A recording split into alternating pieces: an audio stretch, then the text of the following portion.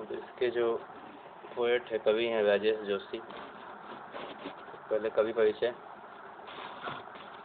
परिचय या लेखक परिचय इसलिए इम्पोर्टेंट होता है कि उससे हम लोग समझ सकते हैं कि वो उनका जो कंटेंट होगा, उनका जो लेखनी होगा, उसमें क्या चीज़ हम लोग को देखने को मिलेगा। जैसा कल बताए थे कि हम पहले बार जब पोएम वगैरह लिखे तो हमको ये बात समझ में आया। उसके बाद से मेरा किसी कविता को, किसी भी लिटरेचर को पढ़ने का जो नज़रिया है वो चेंज हुआ।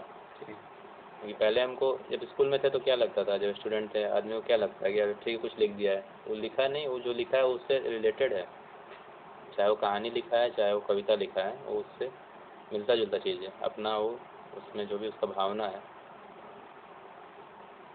वो बताया हुआ है।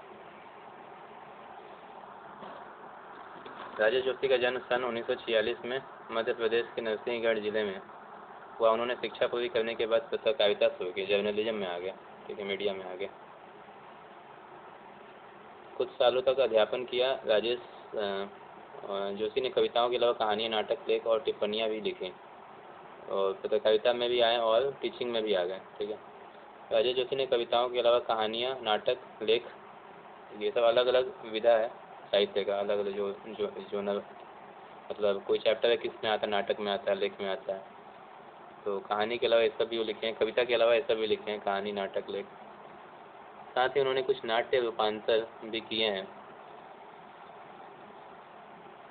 कुछ लघु फिल्मों, नाट्य रूपांतर मतलब कोई नाटक है वो किसी दूसरे लैंग्वेज में लिखा हुआ है, उसको ट्रांसलेट करना हो गया।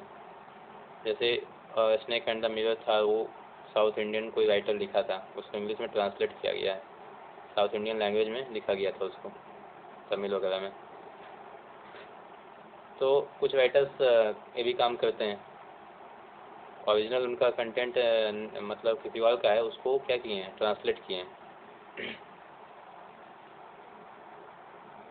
कुछ लघु फिल्मों के लिए पटकथा लेखन का कार्य भी किया।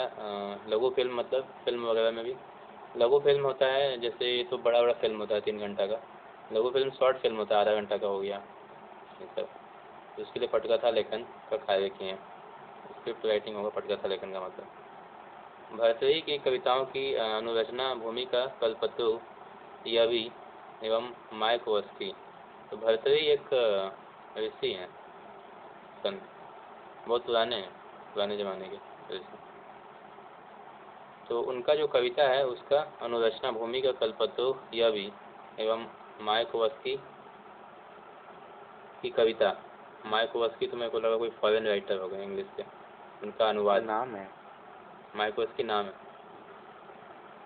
जैसे भर्तृहरि नाम है, ये तो इंडियन है, इंडियन स्टेज का एक नाम है। उसी तरह मायाकोवस्की कोई होंगे फॉरेन के। तो उनका कविता का अनुवाद वो किए हैं पतलून पहना बादल,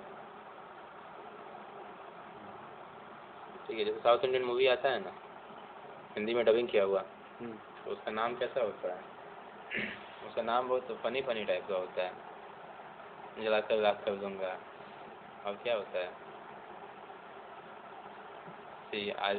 कुछ इसी टाइप का नाम होता है। तो उसका जो ओरिजिनल जो मूवी होता है, साउथ वाला मूवी होता है, उसमें नाम कुछ और होता है, और हिंदी में रिलीज करने के लिए हिंदी टाइप का नाम वो लोग डालता है, डब कर दिया। तो चूँकि वो उसको ट्रांसलेट किए हैं यहाँ पे मायाकोवस्की का कविता को, तो अनुवाद क्या हो गया, पतलून पहना बादल। इंग्लिश में कुछ और होगा उसका टाइटल नाम से किया है। कई भारतीय भाषाओं के साथ साथ अंग्रेजी, रूसी और जर्मन में भी राजेश जी की कविताओं के अनुवाद प्रकाशित हुए हैं। तो इससे क्या समझ में आता है कि ट्रांसलेट बहुत ज़्यादा किए हैं। तो अपना ओरिजिनल तो लिखे ही हैं, कहानी, कविता, नाटक, लेख, इसके अलावा दूसरे का जो है उसको ट्रांसलेट बहुत किए हैं। तो उसका भी अपना इम्पोर्टेंस है, ताकि ट्रांसलेट कर देंगे तो बाकी लोग उसको पढ़ पाएगा। कई भारतीय भाषाओं का ज्ञान तो उनको है ही, अंग्रेजी, रूसी, रशियन, जर्मन, ये सब भी उनको आता हुआ, तभी तो ट्रांसलेट किए हैं। जर्मन में भी राजेश जी की कविताओं के अनुवाद में इसका कुछ और मीनिंग है। उनका अपना अंग्रेजी, रूसी और जर्मन में भी राजेश जी की कविताओं के अनुवाद प्रकाशित हुए हैं। राजेश जी की कविताओं के अनुवाद प्रकाशित हुए हैं। अभी इससे क्लियर नहीं होगा कि क्या बात कर रहा है। जो ट्रांसलेट किए हैं वो प्रकाशित हुआ है या उनका कविता का ट्रांसलेट किया गया है, इसलिए नहीं है। राजेश जी की कविताओं के अनुवाद।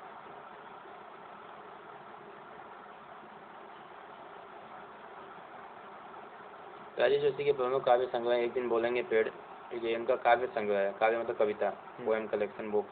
बुक का नाम है एक दिन बोलेंगे पेड़, मिट्टी का चेहरा, नेपथ्य में हंसी, दो पंक्तियों के बीच।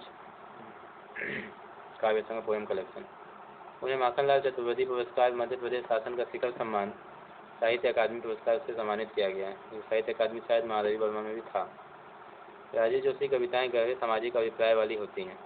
गहरे सामाजिक सोशल चीज, तो जैसा कि पोएम में भी है, बच्चे काम पे जा रहे हैं, गहरे सामाजिक अभिप्राय वाली होती हैं। वे जीवन के संकट में भी गहरी आस्था को उभारती हैं। जीवन के संकट में भी गहरी आस्था को उभारती हैं।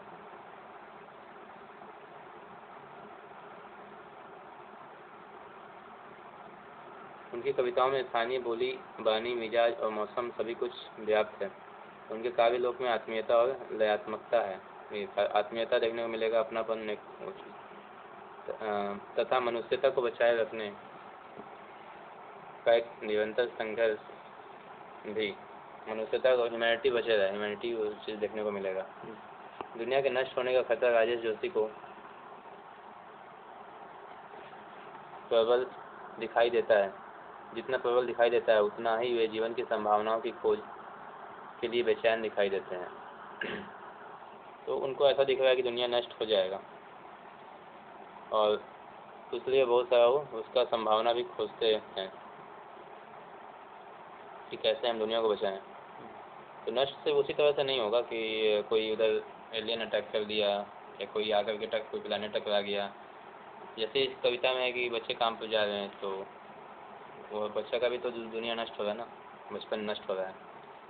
तो दुनिया के नष्ट होने का जितना उनको दिखाई देता है डेंजरस, उतना ही वो कोशिश करते हैं जीवन की संभावनाओं की खोज कि कैसे हम बचाएं इस चीज़ को।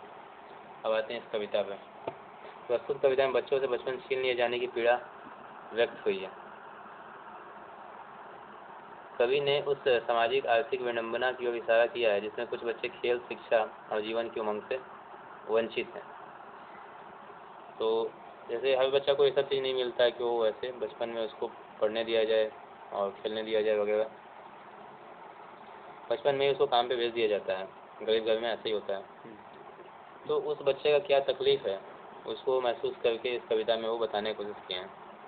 वो बच्चा का भी तो तकलीफ़ होगा ही अगर देखा जाए, है ना। मेला में हम लोग जाते हैं, देखते हैं कोई बच्चा है 8 साल का, 9 साल को क्या बैलून बेच रहा है, तो उसको कैसा फील होता होगा। उसको भी महसूस होता होगा कि मेरा क्या लाइफ है, मेरा क्या किस्मत है। तो उस चीज़ को यहाँ वो बता रहे हैं।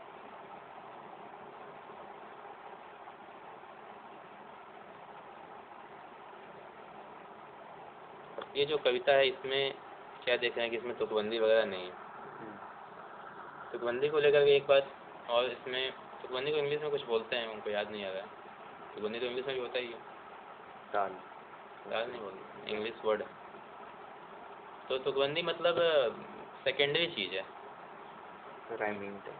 हाँ, राइमिंग मेन चीज़ है कि जो हम कविता मतलब मेन चीज़ तो वो है कि जो हम कहना चाहते हैं वो कह दें।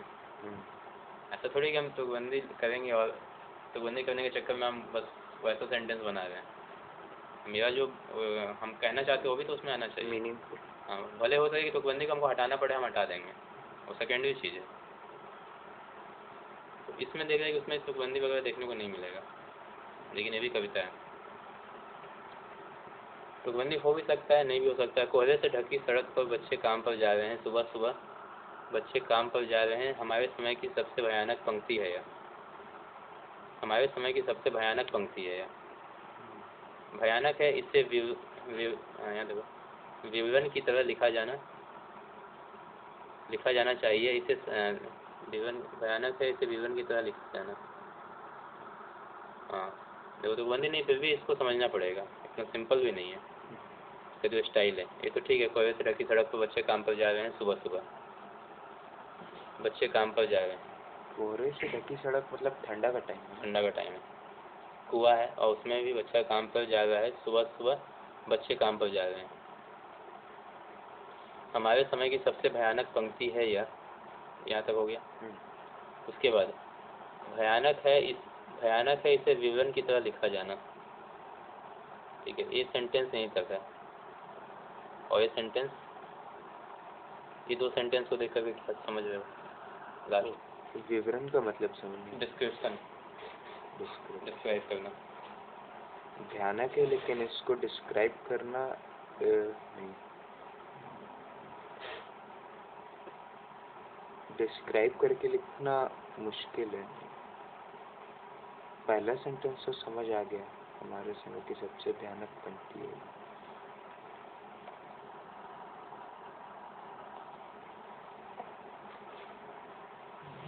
दोनों को एक साथ छोड़ोगे तो बोल रहे कि इसको इस तरह से नहीं लिखा जाना चाहिए, इसको इस तरह लिखा जाना चाहिए, जैसे सेकंड लाइन में हमारे समय की सबसे भयानक पंक्ति है, ये भयानक है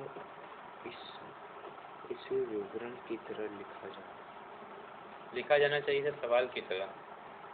भयानक बात यह है कि हम लोग इसको डिस्क्रिप्शन की तरह लिख रहे हैं कि बच्चे काम पर जा रहे हैं, ऐसा ऐसा हो रहा है, यही भयानक बात है। इसको लिखा जाना चाहिए एक सवाल की तरह, क्यों ऐसा हो रहा है, बच्चे काम पर क्यों जा रहे हैं। हाँ, बच्चे काम पर क्यों जा रहे हैं लिखा जाना चाहिए इसे सवाल की तरह, ना कि डिस्क्रिप्शन। अभी तुम एकदम सही इसको पकड़े हो। फिल्म का जो टाइटल है डिस्क्रिप्शन की तरह लिखा हुआ है, बच्चे काम पर जा रहे हैं, तो यही सबसे भयानक बात है। लेखक मतलब कवि ऐसा कह रहे हैं। और ये कविता ही है, कविता ही तो है। ठीक है, तो ऐसा लगेगा कि लेखक ही ये बात बोल रहे हैं कि जो टाइटल है वो ऐसे नहीं, ऐसे होना चाहिए था। हाँ, टाइटल से क्वेश्चन की तरह होना चाहिए, क्वेश्चन मार्क। इसका ये मतलब नहीं कि वो अपने आप को गलत कह रहे हैं। वो मतलब ये तो सुंदरता है कविता, जागरूक करना चाहिए। हाँ, जागरूक करना चाह रहे हैं, बिल्कुल सही। ठीक है, भयानक इसे, हाँ, तो ये कह रहे थे कि देख के लग रहा है कि सिंपल है, लेकिन इसका लाइन को आदमी को समझना पड़ेगा कि वो क्या कह रहे हैं। इसमें कोई बड़ा बड़ा वर्ड्स नहीं मिलेगा, जैसे कुछ कुछ होता है ना, कभी बहुत भारी भरकम वर्ड्स होता है, तो एक एक वर्ड का मीनिंग पीछे देखना पड़ता है। वो चीज़ इसमें नहीं, सिंपल वर्ड्स है, लेकिन इसमें गहराई छुपा हुआ है। भयानक है इसे, हमारे समय की सबसे भयानक पंक्ति है यह।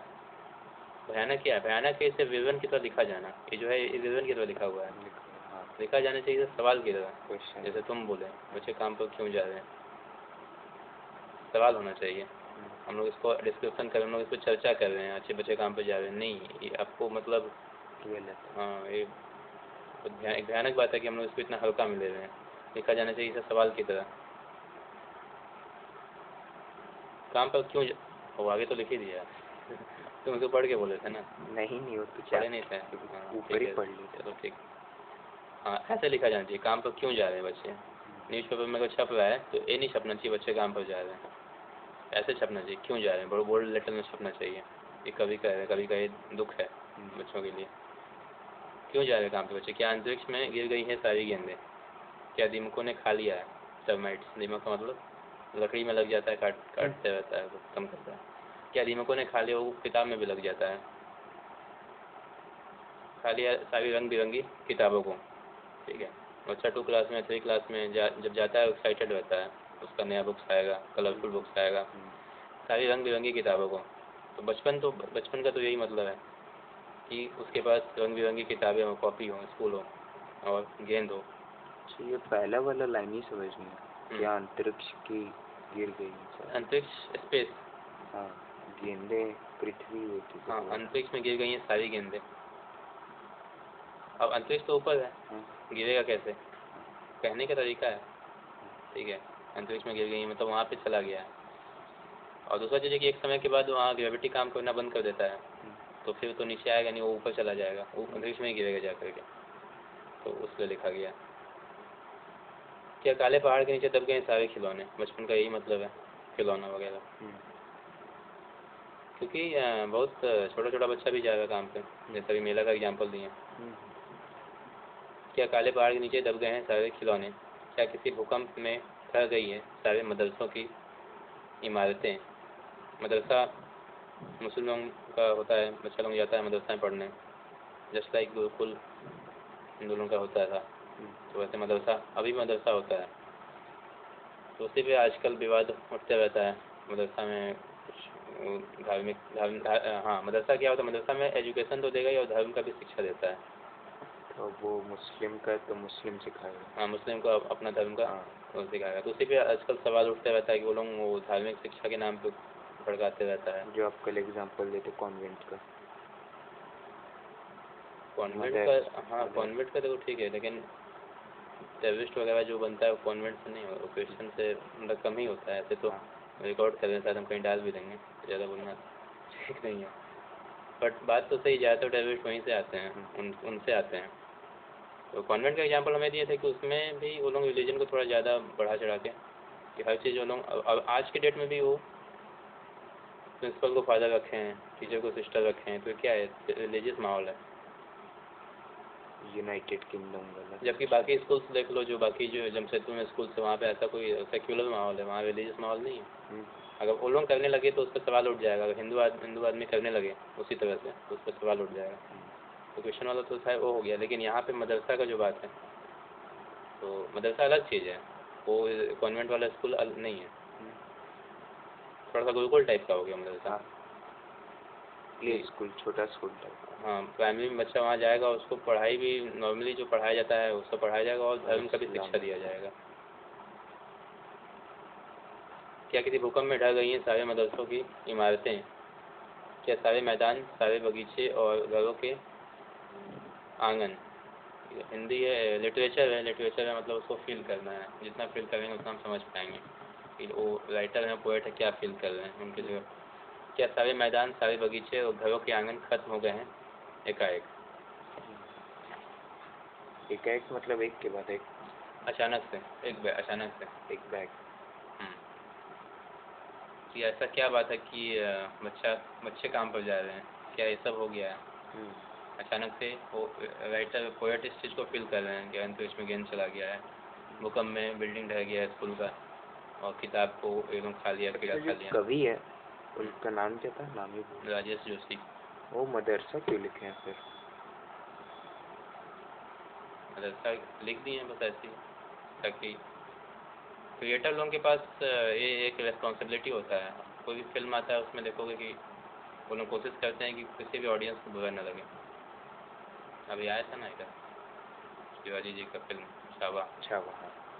तो ऐसे तो हल्ला है कि उसमें मतलब दिखाया गया होगा कि मुस्लिम को गलत दिखाया होगा, बट ऐसा नहीं है। नहीं दिखाया उसमें भी मतलब क्योंकि उनके जो शिवाजी हैं, जब उनके जो संभाजी महाराज हैं जो, तो उनके मतलब सेना में भी मुस्लिम लोग होंगे, उसमें फिल्म में ऐसा दिखाया गया होगा।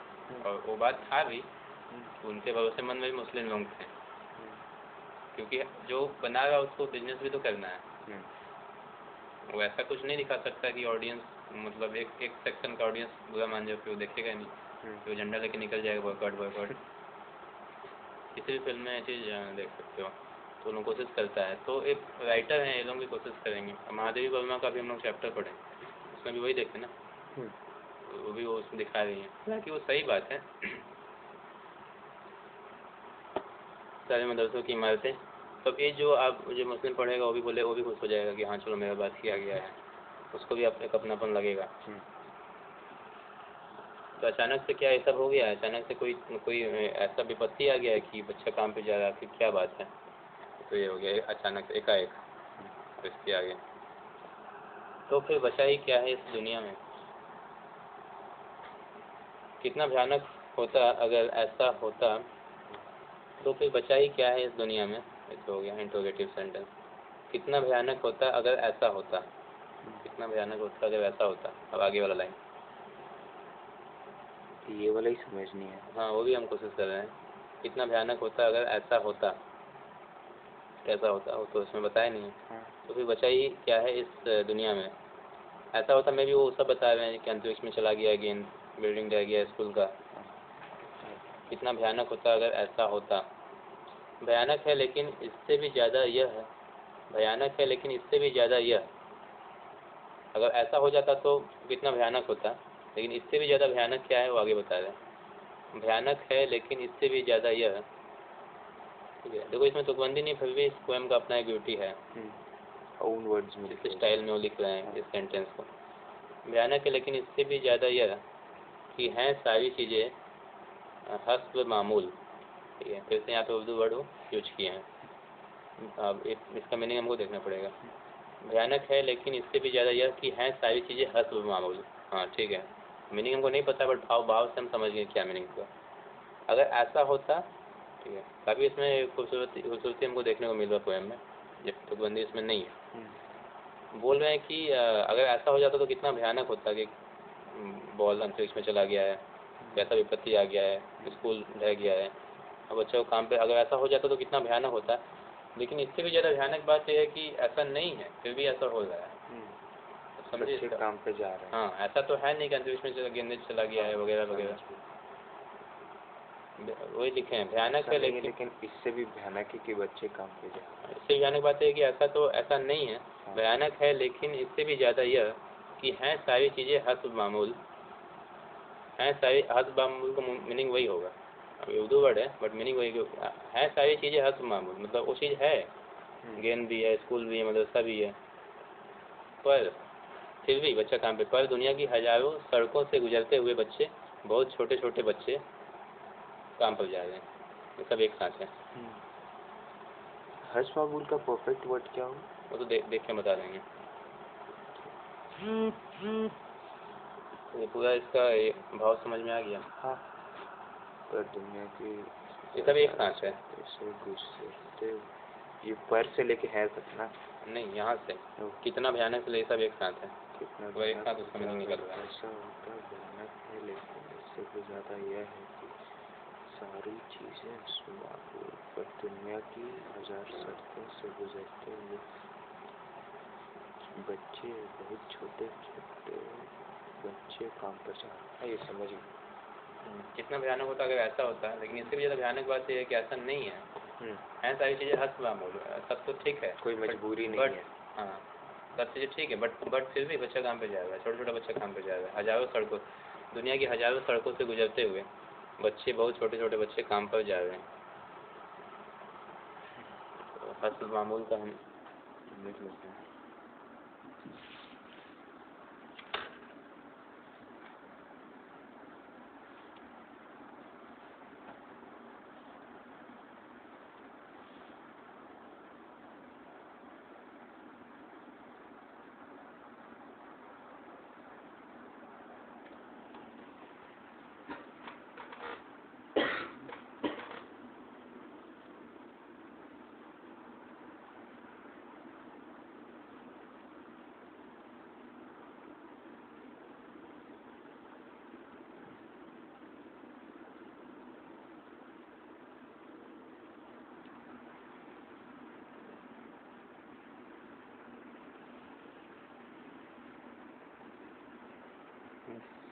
मामूल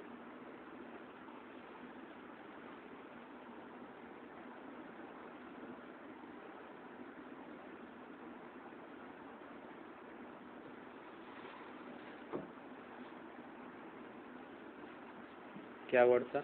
हस्ब मामूल।